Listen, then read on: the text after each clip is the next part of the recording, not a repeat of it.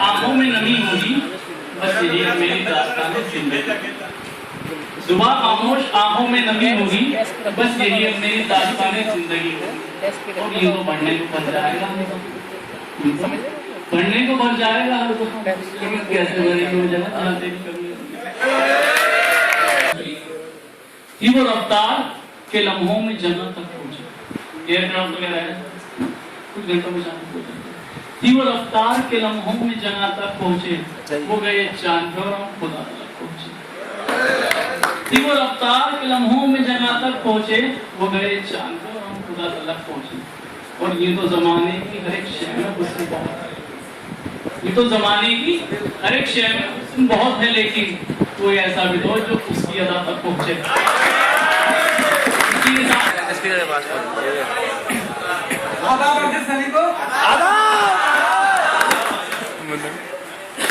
दोस्तों, इस क्या शायरी ने आप तक खूब जीता। और ये मैं शायर बदनाम का अधिकतर मानता हूँ कि बिना देशभक्ति के शायर बेहतर ना बना। देखो, ये नौजवान पीढ़ी है और इस नौजवान पीढ़ी के ऊपर अपने पूरे देश की जिम्मेदारी है। आज चाइना घबरा हुआ है कि हमारे पास नौजवानों की कमी है, क्योंकि वहां पर सिर्फ एक चाइल्ड लगा हुआ है, सेकंड चाइल्ड बहन है। तो अपनी इस शायराना अंदाज से मैं आप सभी को चाहूंगा कि आप सभी मेरा साथ दें, क्योंकि मामला देशभक्ति का है और चाहूंगा कि ये मेरी बात आपके दिलों तक पहुंचे। दोस्तों, आप मेरा हौसला बढ़ाना।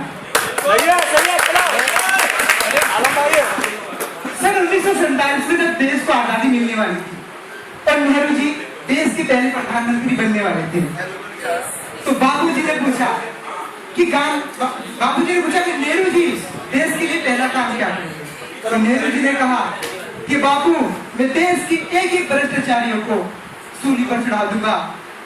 दोस्तों, ऐसा हुआ? नहीं हुआ। क्यों नहीं हुआ? अगली दो लाइनें अगर आपकी दिलों तक पहुंच जाए तो समझेगा कि मेरा काम पूरा। कि गरीबी, बेरोजगारी और भ्रष्टाचार से मचा हाहाकार है, कि गरीबी, बेरोजगारी और भ्रष्टाचार से मचा हाहाकार है। और भाइयों, इन्हीं मुद्दों पे चल रही देश की सरकार है। और मैं खुले तौर पर कहना चाहूंगा कि कहीं ना कहीं भारत की हालत के लिए संविधान भी जिम्मेदार है। तो देखिए कैसे कि धन्य हो बाबा अंबेडकर आप, कि धन्य हो बाबा अंबेडकर आप, अच्छा संविधान बनाया गरीबों के बाप। धन्य हो बाबा अंबेडकर आप, अच्छा संविधान बनाया गरीबों के बाप। चपरासी के लिए ग्रेजुएशन और मंत्री के लिए कुछ अच्छा।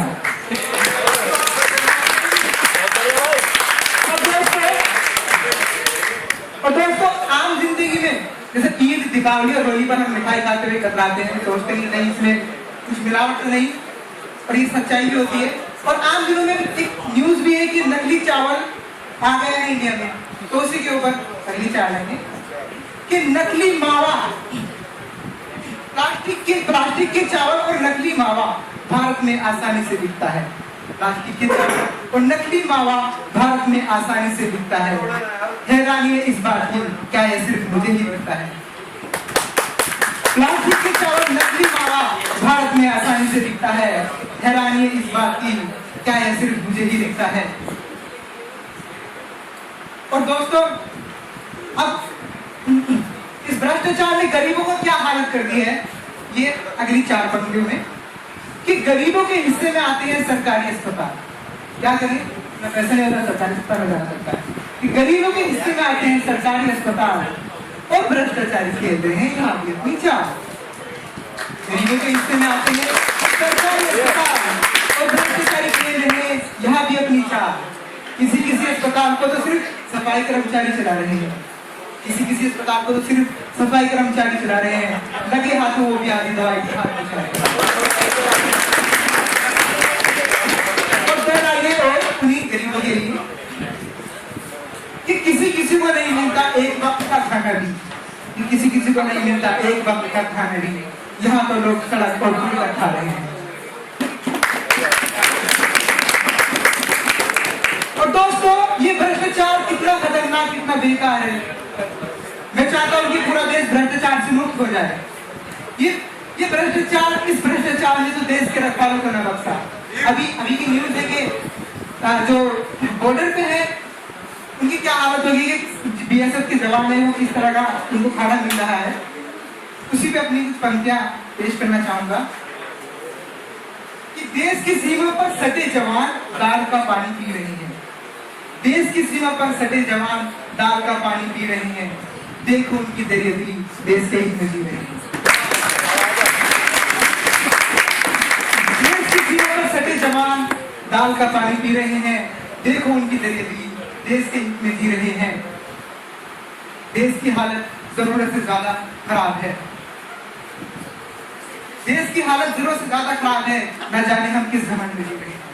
और अंतिम 4 लाइनें पूरे ऑडियंस के साथ मैं चाहूंगा कि ये लाइनें आप ध्यान से सुने और अगर आपके दिलों तक पहुंच जाए तो मेरा साथ देना बिल्कुल। तो एक अपील है, एक तरह से अपील है आपके लिए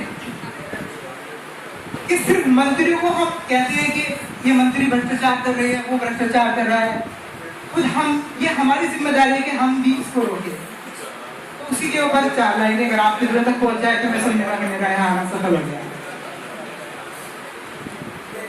कि भ्रष्टाचार को खत्म करना हमारी ही जिम्मेदारी है। कि भ्रष्टाचार को खत्म करना हमारी ही जिम्मेदारी है। देश में पल रही ये सबसे बड़ी बीमारी है। भ्रष्टाचार को खत्म करना हमारी ही जिम्मेदारी है। देश में पल रही ये सबसे बड़ी बीमारी है। मैं आपसे पूछता हूँ दोस्तों, क्या आप मेरा साथ देंगे? नहीं तो मेरी तो कोशिश जारी है।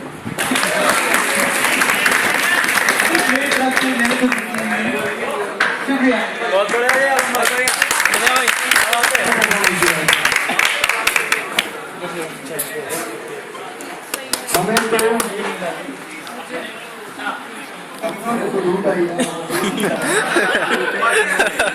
असल में रुक जो थोड़ा थोड़ा सेकंड और चलेंगे तो वहाँ पर पूर्ण कुछ मौका चलिए हमें तो मोहब्बत के तो लफ्ज भी नसीब ना हुए। हमें तो मोहब्बत के तो लफ्ज भी नसीब ना हुए और बदनाम ऐसे हो गए जैसे मोहब्बत के बादशाह।